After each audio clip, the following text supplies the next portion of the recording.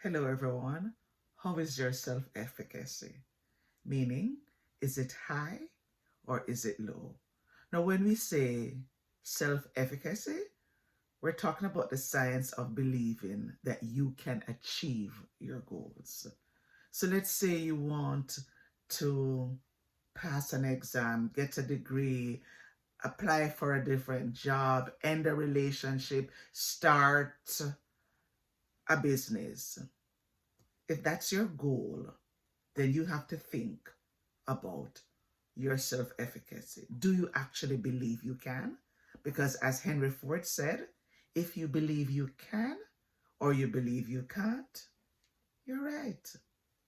So what's your self-efficacy level like right now?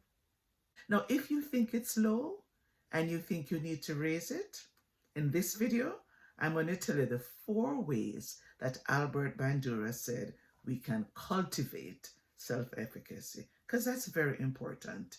If you don't believe you can, then you're not going to take the action that you need to take. And remember, thinking is one thing, but you actually have to do. Whatever goal you have to accomplish, it can only be accomplished through action. So if you really believe you can, you will take action.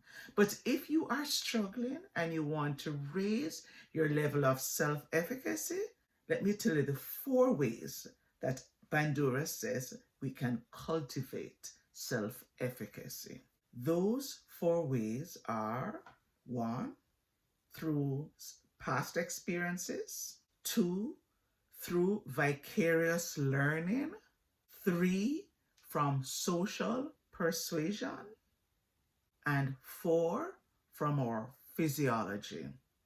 Now let me go into each of those 4 ways in a little bit more detail. So the first way is through past experiences. If you've been successful at something in the past, then by looking back and reminding yourself of that past experience, that can help to build your self-efficacy or your self-confidence, because that's really what it is, self-confidence. So let's say you want to take on a new project.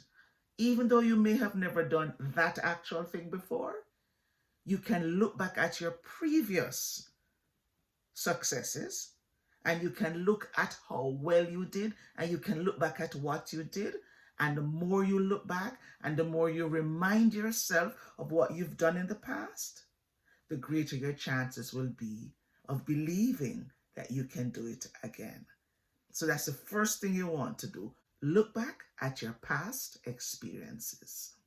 Now, in addition to past experiences, we can also cultivate our self-efficacy or our self-confidence by vicarious learning, meaning we look at other people who've done the things that we want to do. And we say to ourselves, well, if so-and-so did it, it gives me hope to believe I can do it also. Now, when you're looking at other people, you're not looking at them with envy, and you're not looking at them with any kind of maliciousness, and you're not trying to imitate them. All you're saying to yourself is, now I know it can be done, so I have a model. So let's say you want to be a motivational speaker like Tony Robbins. Well, Tony Robbins has done it, which means it can be done.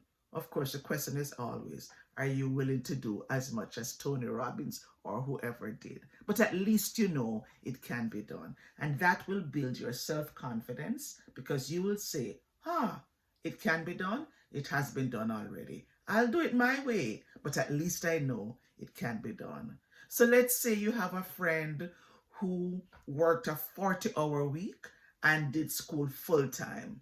I don't recommend it, but let's say you want to do that. At least you know it can be done because you've seen someone else do it. So that's the second thing, vicarious learning.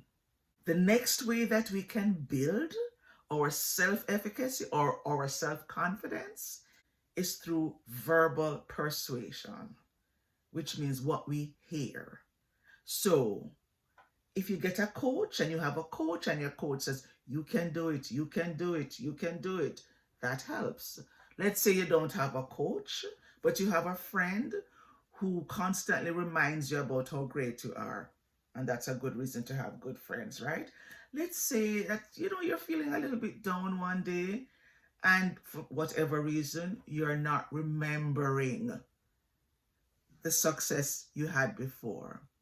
The coach or the friend or the person who cares can tell you, you know what, you've done it before. You've done this before. You've said it before. Remember the time, blah, blah, blah, blah, blah. Verbal persuasion.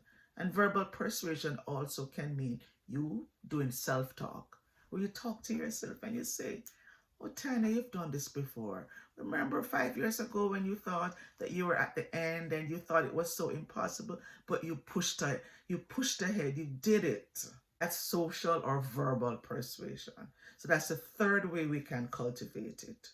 So if you know that that's one of the things that can happen, then find yourself a coach or find yourself an accountability buddy, somebody who is kind but firm, who will help to push you to achieve the things you really want to achieve. And the fourth way to cultivate self-efficacy or self-confidence, physiology, your body. Look at the way you're holding yourself. Are you slouched down? Are you feeling defeated? Or are you sitting up? Are you standing tall, shoulders back? Are you walking and looking around, being confident? That actually helps. Looking in the mirror each day and reminding yourself of how good you are, how much potential you have, that helps. So your physiology is very important. So now that you know the 4 ways to cultivate self-efficacy, my question to you once again is, how is your self-efficacy? If it's not high, you know what to do to make it high. Remember the 4 ways that Albert Bandura told us about. 1, past experiences. 2, vicarious learning. 3, social or verbal persuasion. And 4, your physiology. If you're serious about raising your self-efficacy, keep these 4 ways in mind. And as you practice, keep in mind, it takes time, but it will happen. So keep practicing, and I'll see you in the next video.